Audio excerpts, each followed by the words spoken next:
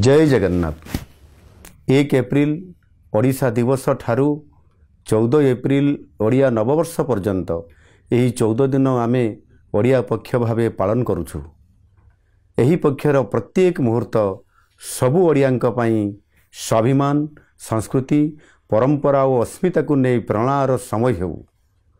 ओडिया पर्व हेउ आम भाषा साहित्य खाद्य पोशाक नृत्य संगीत और संस्कृतिर उत्सव। यही समय मध्यरे जो महापुरुष और महिषी मानक त्याग और बलिदान जो 1936 मसीह खंड विखंडित ओडिशार एकत्रीकरण संभव होइथिला सही बिंधाणी मानकु आमे स्मरण करिबा और सम्मान देवा। ओडिया नववर्ष एवं महाविश्व संक्रांति हेउ ओडिया भाषा साहित्य और संस्कृतिर नुआ उद्यम नुआ संकल्प और विकसित ओडिशार नुआ अवसर।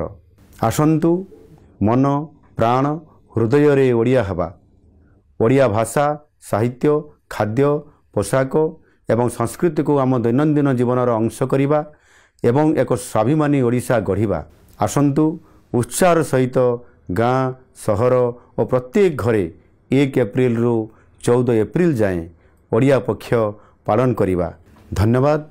वंदे उत्कल जननी।